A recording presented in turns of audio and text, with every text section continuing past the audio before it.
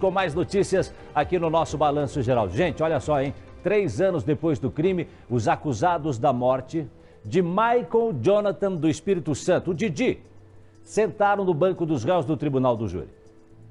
O Daniel Pinto e a Jaqueline Belo, esses dois que estão aqui na tela, que você está vendo. Presta atenção. O Daniel Pinto e a Jaqueline Belo eram amantes e eles foram condenados a 12 anos de prisão por planejar o assassinato do Michael, marido dela, que tinha 23 anos de idade na época. O rapaz foi morto no portão de casa, no bairro São Brás, aqui em Curitiba. O crime foi em julho de 2020. Jaqueline, a esposa de Michael, e o amante dela, o Daniel, ambos eram colegas de trabalho do Michael, o marido. Os dois teriam contratado um matador de aluguel para fazer o serviço. Mas, gente, apesar da condenação, acredite, doutora Márcia, apesar da condenação de 12 anos, o réu saiu sorrindo do julgamento. O choro da Eva é porque ela nunca mais irá abraçar o filho. A única coisa que ia trazer minha felicidade era o Michael aqui, né? Eu espero que alivie um pouco o que eu sinto todos os dias. Michael Jonathan do Espírito Santo foi ferido a tiros no momento em que chegava em casa, no bairro São Brás, em Curitiba, no mês de julho de 2020.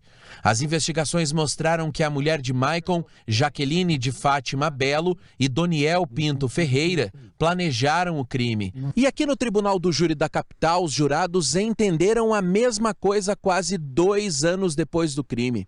Os dois amantes foram condenados em um julgamento que durou mais de 13 horas e só terminou durante a madrugada. Jaqueline e Daniel foram condenados a 12 anos de prisão por homicídio qualificado, com a qualificadora de emboscada. Fixa a pena ao senhor Daniel Pinto Ferreira em 12 anos de reclusão em regime inicial fechado. Em relação à senhora Jaqueline de Fátima Belo, a pena também deve guardar a sanção de 12 anos de reclusão.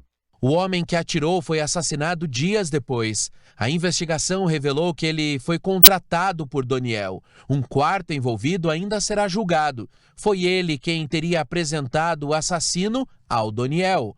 O mandante do crime, ao lado da ex-amante, está em liberdade há 1 ano. Daniel saiu sorridente do Tribunal do Júri.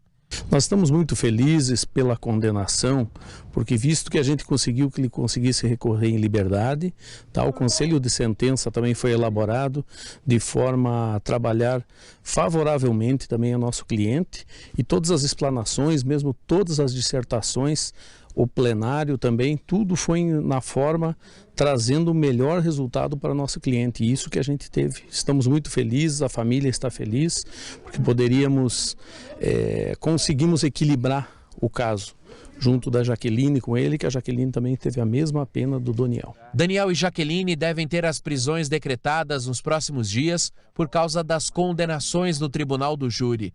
A defesa dela vai recorrer. As teses defensivas não foram acolhidas e já interpusemos o recurso de apelação ao tribunal, onde nós esperamos corrigir essa sentença. É melhor do que estar solto, né? Vivendo como se nada tivesse acontecido.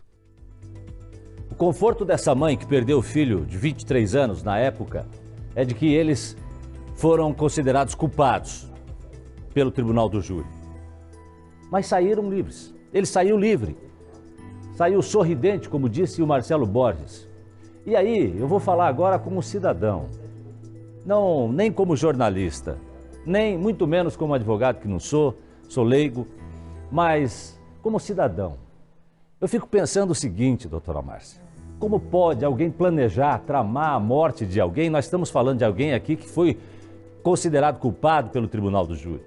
Como a gente pode ter nos nossos códigos, nos nossos processos, leis, com que saiam com uma condenação de 12 anos, no caso do Daniel é livre, sorridente, e depois eu fico pensando, doutora Márcia, 12 anos, Foi tramado e tirado a vida de uma pessoa que tinha 23 anos de idade. Como cidadão, doutora Márcia, como cidadão, como é que pode isso, doutora Márcia? Como é que pode isso? É difícil de entender, porque se a gente não tem leis que sejam mais rigorosas... Você já respondeu. Ficamos presos às leis que não são rigorosas, né? Que permitem, inclusive por isso solto, que se recorra em liberdade. Então, mesmo tendo sido condenados, vão recorrer em liberdade. E aquele sorriso que tanto ofendeu, acho que a maioria das pessoas, é o fato de que uma pessoa que não tem a menor moralidade, ou seja, para ele não foi problema matar uma pessoa que inclusive era próximo dele, né? Ele tinha um caso com a mulher, mas ele foi colega trabalhavam juntos. Colega se isso não incomodou ele, mas é porque a falta de moralidade. Essa tipo de personalidade não se incomoda com isso. Eu até entendo a satisfação, por exemplo, do advogado de defesa dele. Que fez o melhor possível. Que fez o melhor possível e sai satisfeito com o trabalho que ele realizou, que era o papel dele. Que era ter a menor pena possível. Agora, diante da comunidade, eu como cidadão, eu me sinto assim, sabe, como cidadão que espera sempre pela justiça, a gente vê uma situação como essa e fica indignado. E são coisas que só vão mudar quando a nossa lei mudar. Até lá nós vamos ter esse tipo de sensação. Imagine para um policial que faz todo um trabalho e vê às vezes a coisa acabar de uma forma tão fluida, né? Também é bastante decepcionante. Mas temos que lembrar primeiro que o Tribunal do Júri fez o trabalho dele, condenou. E dentro das regras que tem, condenou uma pena compatível, né, com as regras que temos. Olha, você lembra